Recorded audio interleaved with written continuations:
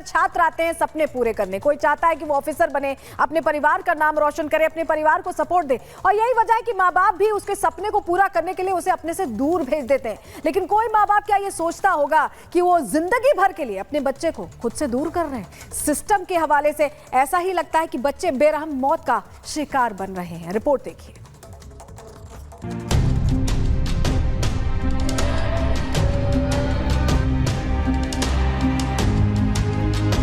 देश की राजधानी दिल्ली में हर साल लाखों छात्र अफसर बनने का सपना लिए आते हैं। यूपी के अंबेडकर नगर की श्रेया यादव, तेलंगाना की तान्या सोनी और केरल के नेविन डेल्विन ने भी अपने इसी सपने को पूरा करने के लिए देश की राजधानी में कदम रखा था।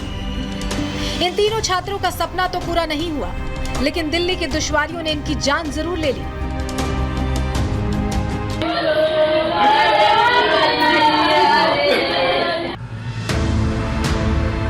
दिल्ली के ओल्ड राजेंद्र नगर में हुए दर्दनाक हादसे में अपनी जान गंवाने वाले तीनों छात्रों के परिवार में मातम छाया हुआ है।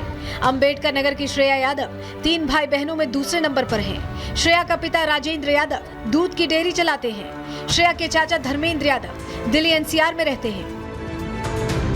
इस तरह की घटनाएं जब होती हैं, मतलब किसी वजह से किसी की जान चली जाए, बिना किसी कारण की जान चली जाए किसी की, मतलब बदइंतजामी से, और एक जान की कीमत तो वो जानता है जो माँ बाप जिस बच्चे को पैदा करते हैं, पालते पोसते हैं, बड़ा करते हैं, तो उसकी पीड़ा तो वही जानते हैं। अब जो सिस्टम की जिम्मेदारी है वो सिस्टम को अपनी जिम्मेदारी को लेना चाहिए। और प्राइमा फेसिया मेरी ये डिमांड है कम से कम कि जो कोचिंग के ओनर हैं उन पर गैर इरादतन हत्या का मुकदमा ज़रूर दर्ज हो, ताकि जितने और कोचिंग सेंटर्स हैं, चाहे मानक से बनने हैं नहीं बनने हैं ये तो बात का विषय है, लेकिन कम से कम वो उनकी अपनी जवाबदेही ये हो जाए कि अगर मेरे से कोई लापरवाही होती है या मेरे सेंटर में कुछ ऐसा होता है तो पहली जवाबदेही मेरी हो जाएगी। तेलंगाना की तान्या सोनी के भाई प्रतीक इस घटना के पीछे भारी लापरवाही को जिम्मेदार बता रहे हैं। उन्होंने पूरे मामले की जांच कर दोषियों के खिलाफ सख्त कार्रवाई की बात कही है। इस सबसे पहले जिम्मेदार है एमसीडी, उसके बाद राव। इन लोगों ने एक गलत तरीके से वहाँ पे लाइब्रेरी खोल के रखा है। आप उसको जांच करवाइए और आप इसको सज़ा दिलवाइए। या आप लोग मीडिया से मेरी गुजारिश है, मैं यही कहूँगा। देखिए एफआईआर तो दर्ज कर लिया गया है, उसको गिरफ्तार भी कर लिया गया है, और आगे क्या मांगे आप लोग? सर प्रोसेस शुरू होने से फर्क नहीं पड़ता है ना, एंड रिजल्ट से मतलब है। दिल्ली की लापरवाही ने सिर्फ 3 जिंदगियों को ही नहीं छीना है, बल्कि 3 परिवारों के सपनों को भी छीन लिया है। सरकार हर बार की तरह इस बार भी मुआवजा देकर अपनी जिम्मेदारियों से पल्ला झाड़ ले, लेकिन इन परिवारों को अपने बच्चे की कमी हमेशा खलेगी। Bureau report, Republic Bharat. तो इस जानलेवा सिस्टम ने जिस तरीके से छात्रा की जान ले ली, उस छात्रा के घर से जुड़ गए हमारे साथ सहयोगी अजय दुबे। अजय, श्रेया के सपने तो बहुत बड़े बड़े थे, लेकिन चुकनाचूर हो गए सिस्टम की भेंट चढ़ करके। परिवार के लोगों का क्या कुछ कहना है? बिल्कुल, श्रेया के सपने और उस सपने का भागीदार परिजन भी थे। अंबेडकर नगर में ये घर है श्रेया का। इस समय घर में तमाम जो लोग हैं आंखें नम हैं, नम आंखों के बीच बच्ची को याद कर रहे हैं, उसके व्यवहार को याद कर रहे हैं। बात करने के लिए पिताजी उनके हमारे संग मौजूद हैं। आखिरी बार कब गई थी यहाँ से श्रेया? ये करीब 14-15 जून को गई थी। हमारे पिताजी का एक्सपायर हो गए थे, उसमें आई थी 7 तारीख को। उसके बाद ये क्रियाक्रम करने के बाद गई थी।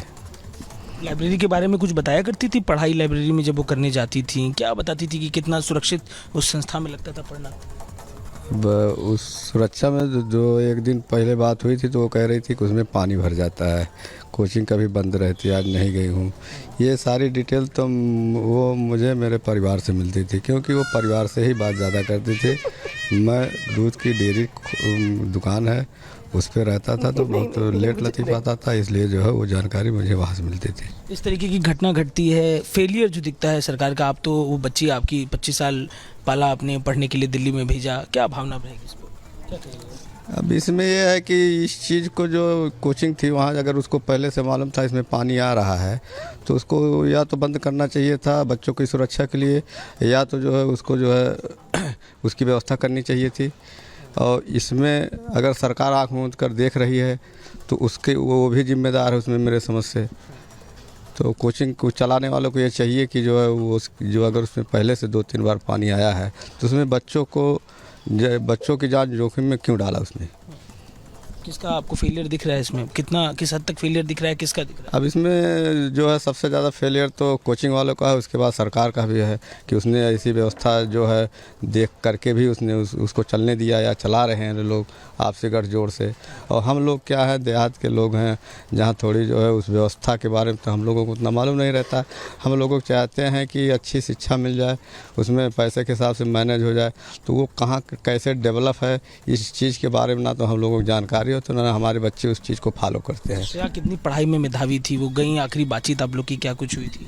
अब उसका शुरू से लगाव रहा है कि हमको कुछ करना है, उसी हिसाब से घर पर वहाँ हाव भाव मेहनत देख करके हर आदमी ने वो करना चाह रहे थे। और एक बाप की जिम्मेदारी होती है, परिवार की जिम्मेदारी। कल रात की जरा बात बताइए, कैसे मालूम चला शाम को जब आपने सुना कि कोचिंग में बच्चे पानी भर रहा है, क्या कुछ पता चला कल? नहीं, जैसा हमारे भाई साहब वहाँ नोएडा में रहते हैं, तो रात में करीब हम दुकान से 10:30 पौने 11 बजे के आसपास घर आए, तो खाना वाना खा करके जब सो रहे थे तो उसमें जो है फिर कॉल आया हमारे लड़के के पास, लड़का भी इस समय घर ही है। तो वहाँ से ये हुआ कि उसकी फ़ोन नहीं लग रही है, क्या घर पर वो बात की थी? तो वो अक्सर घर पर ही बात करती थी। तो ये हुआ कि नहीं, बात नहीं हुई थी। तो वो कह रहा है उसका तो जो है कि इस पे टीवी पे आ रहा है चैनल के माध्यम से कि वो जो है जिस कोचिंग में उसका एडमिशन हुआ है उस कोचिंग में पानी भर गया है और 3 बच्चों के मौके पे ही डेथ हो गई है। तो इसके बाद उस अपनी बच्ची के नंबर के लिए कॉल किया भाई साहब ने। इसके बाद हमारे पास जब ये सूचना आई कि क्या घर पर वो जो है कॉल की थी, तो ये हुआ कि नहीं, तो हमने भी लगाया तो मोबाइल स्विच ऑफ रहा। तो भाई साहब हमारे जो है सारी गार्जियन बन के और रहते हैं वहाँ, उन्हीं की देख रेख में सारा चीज़ रहता है, वहाँ नज़दीक में है। तो वहाँ से जो है फिर वो कहें हम आधे घंटे में जा रहे हैं अभी, और रूम पे पता करके जैसा होता है वैसे बात करते हैं। तो उसके बाद वो रूम पे गए, वहाँ नहीं मिली, भटकते रहे। फिर कोचिंग गए तो कोचिंग वालों ने शायद उनसे जो भी जवाब दिया, लेकिन जो मुझे जानकारी मिल रही है कि कहे हैं कि अब यहाँ हम कुछ नहीं कर सकते, अस्पताल में भर्ती है, बाकी जो भी है वहाँ डिटेल लीजिए। इसके बाद से हम लोगों को कोई जानकारी नहीं है क्या हुआ, कैसे हुआ। आपकी बात से मालूम चला कि पानी पहले भी भरता रहा है, और ये बता रहा है कितना बड़ा सिस्टम का फेलियर है, पानी भर जाता था बार बार वहाँ पे। हाँ, वो पहले से 2-3 बार उसमें ऐसा हुआ था कि जब कोचिंग बंद हो जाती थी तो पानी की वजह से बंद होती थी। तो ये चीज़ तो मालूम रहता था कि वो घर पर भी बात करती थी, ऐसा कोचिंग चल रहा है, ऐसा कोचिंग चल रहा है बच्चों से। बिल्कुल अजय, देखिए परिवार से आप लगातार बात कर रहे हैं, उनका जो दर्द है, जो दुख है, उसका अंदाजा लगा पाना बहुत मुश्किल है। आप बने रहिए हमारे साथ, हम आपका दोबारा से रुख करेंगे। लेकिन आप परिजनों को यहाँ पर सुन रहे हैं कि कैसे उनके ऊपर क्या बीती है, वो बताते हुए नजर आ रहे हैं। लेकिन आपको बता दें कि अब इस पूरे हादसे के बाद में कोचिंग सेंटर के मालिक, कोऑर्डिनेटर गिरफ्तार किए जा चुके हैं, एनओसी चेक की जा रही है। लेकिन सबसे बड़ा सवाल यह है कि राजेंद्र नगर में लगभग हर एक दूसरी कोचिंग सेंटर के हालात यही है। तो